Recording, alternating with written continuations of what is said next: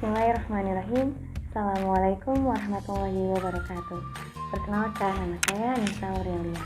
Saya mahasiswi SPAI PIAUD Bani Saleh semester 6. Video ini saya buat guna menyelesaikan tugas akhir semester 6 mata kuliah pembelajaran terpadu oleh dosen pengampu Ibu Dr. Lilis Suryani. Nah, pada video kali ini saya akan membahas tentang model pembelajaran Weber atau jaring laba-laba. Nah, apa sih model pembelajaran Weber itu? Oke, saya jelaskan. Jadi, model pembelajaran Weber itu adalah model pembelajaran terpadu yang menggunakan tema sebagai dasar pembelajaran. Nah, model pembelajaran ini memadukan multidisiplin atau sebagai mata pelajaran yang diikat oleh satu tema. Kemudian dalam pembelajaran di PAUD, tema Weber ini ditetapkan oleh guru dengan siswa ataupun sesama guru. Maka setelah tema sudah disepakati, maka dilanjutkan dengan pemilihan sub-sub tema dengan memperhatikan kaitannya dengan mata pelajaran yang lain atau aspek perkembangan anak.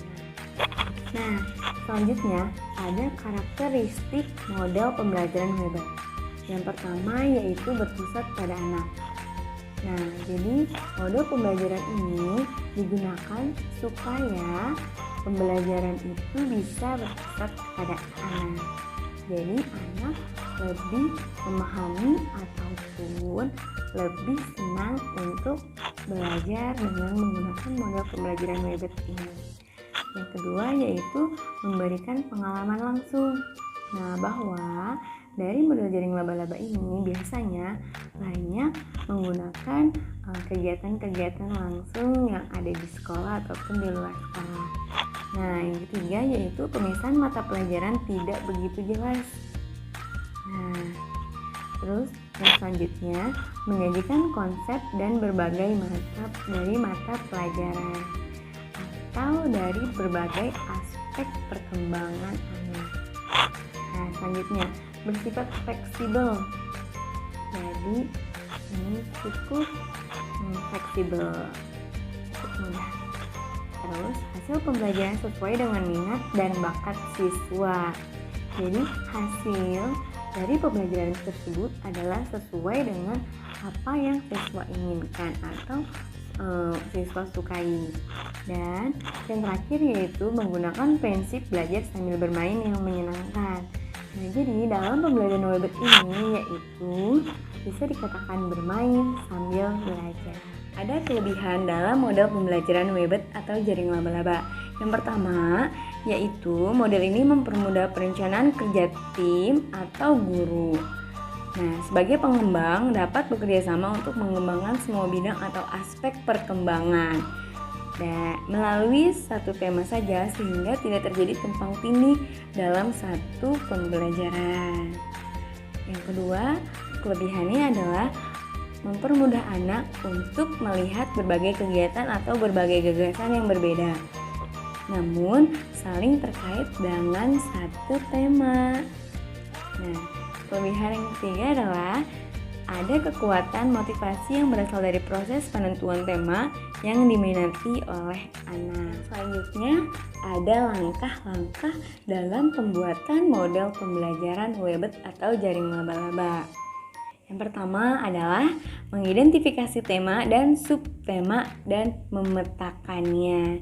Jadi kita harus tahu dulu nih tema apa yang akan kita kembangkan dengan model pembelajaran Weber. Yang kedua yaitu mengidentifikasi indikator pada setiap kompetisi bidang pengembangan melalui tema dan subtema.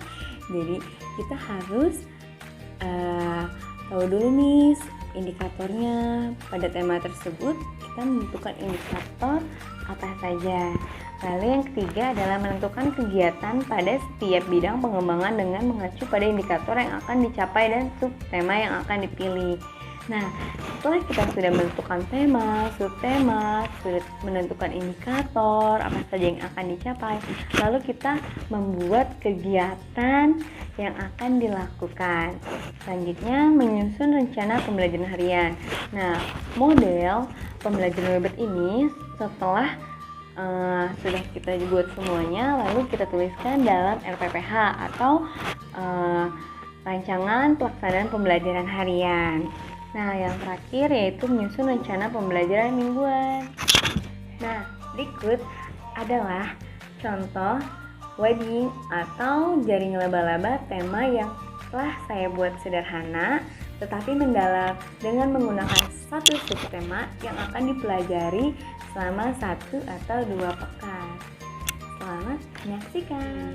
Ini adalah sebuah tema yang dibuat dengan sederhana, menggunakan dengan satu tema buah yang bisa digunakan dalam 1 atau 2 pekan. Nah, di sini ada yang namanya buah kelapa. Nah, dari buah kelapa ini di dalam tema nanti dijabarkan menjadi jenis kelapa. Ada kelapa ganja, kelapa gading, kelapa hijau, merah, kuning. Lalu ada bagian-bagian buah kelapa. Bagian-bagian dari buah kelapa apa saja sih? Nah, di sini ada kulit luar, sabut kelapa, tempurung, kulit daging buah, dan air kelapa. Nah, di sini ada bagian-bagian tanaman kelapa. Yang terdapat dalam bagian-bagian tanaman kelapa yaitu ada daun, buah, batang, bunga, dan akar. Selanjutnya, cara menanam buah kelapa. Pasti teman-teman masih ada bingung. Gimana sih cara menanam buah kelapa? Nah, di sini dijelaskan dalam tema buah kelapa tersebut bahwa menanam dilakukan dengan cara bibit dimasukkan pada lubang tanam yang sudah disiapkan, timbun dengan air dan padatkan serta basahi dengan air. Selanjutnya, tanaman yang sudah tumbuh baik dipupuk pada awal musim hujan dan temukan selanjutnya di akhir musim panas, di akhir musim hujan. Lakukan pengecekan dan pengairan secara berkala. Jika ada hama atau penyakit, segera tangani dengan cepat dan tepat menggunakan pestisida dan obat pada dosis yang tepat.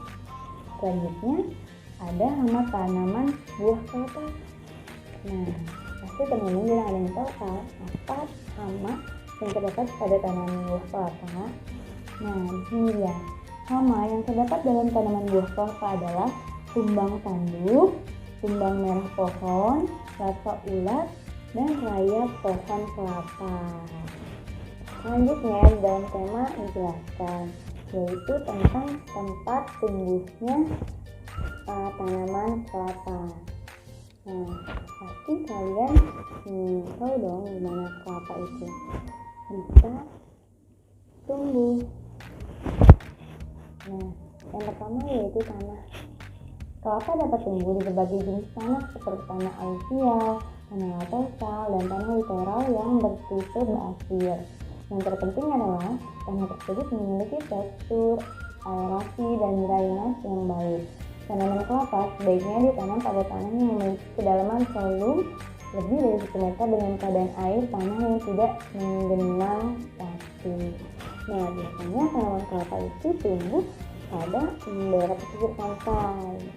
Nah, dalam pembahasan tema jaring laba-laba yang selanjutnya adalah yaitu cara merawat tanaman buah kelapa. Nah, bagaimana sih cara merawat tanaman buah kelapa? Teman-teman udah ada yang tahu belum? Kalau belum tahu, harap tahu ya. Nah, cara merawat tanaman buah kelapa ialah untuk meningkatkan produksi kelapa bisa diberikan pemupukan dengan pupuk organik. Nah, ternyata merawat tanaman kelapa seperti kita merawat tanaman yang lainnya, yaitu diberi pupuk supaya subur. Sekian dari saya, kurang lebihnya mohon maaf, dan semoga apa yang telah saya sampaikan dapat bermanfaat untuk kalian semua. Assalamualaikum warahmatullahi wabarakatuh. Dadah.